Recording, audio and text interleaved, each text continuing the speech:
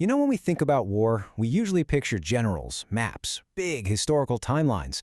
But today, we're going to look at it through a totally different lens, the lens of a philosopher.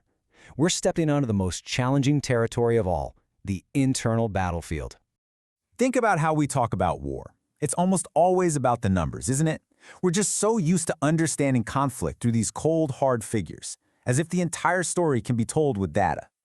I mean, you hear it on the news constantly, right? The casualty counts, how much territory was gained or lost. And it all just boils down to those two final words: victory or defeat. This is the language we're taught for measuring war. But what if those numbers, as important as they seem, are actually distracting us?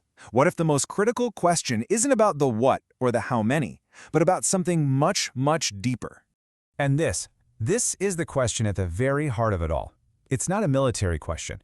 It's a profoundly human one. How does the mind, any human mind, get to a place where the ultimate taboo, taking a life, stops being unthinkable and actually starts to seem entirely reasonable? So let's go beyond the physical battlefield. We're going to try and peel back that layer of chaos we see on the surface and look for the meaning that's hiding underneath it all. It's a really strange paradox when you think about it. We see war, and our first thought is chaos, the complete and total breakdown of order. But psychologically, it's the exact opposite. It is one of the most organized, coordinated, and structured things human beings ever do.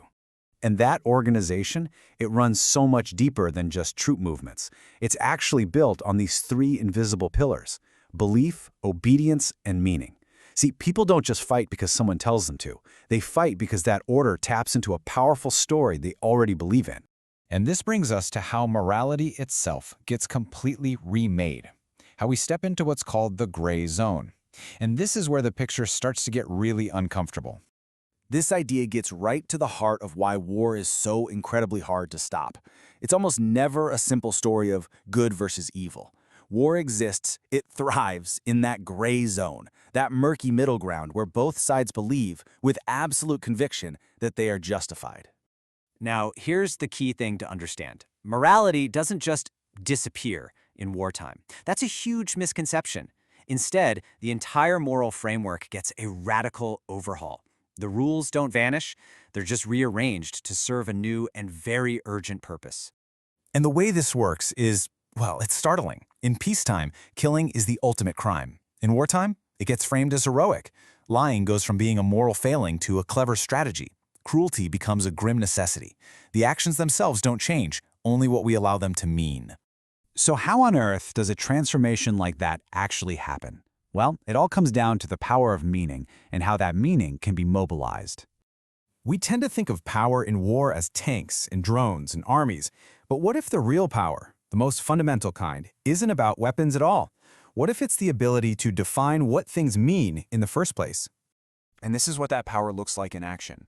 It's the power to point a finger and say, that person right there is the enemy. It's the power to decide which death is a noble sacrifice, and maybe just as importantly, which deaths are simply ignored, rendered completely invisible. Because there's a limit, you know? There's a limit to what the human mind can endure. Most people simply cannot commit violent acts over and over again without some kind of justification, a moral cover that shields them from the raw horror of what they're doing. And language is the #1 tool for building that shield. We are defending can so easily mean we are invading, and necessary loss on one side is just collateral damage on the other.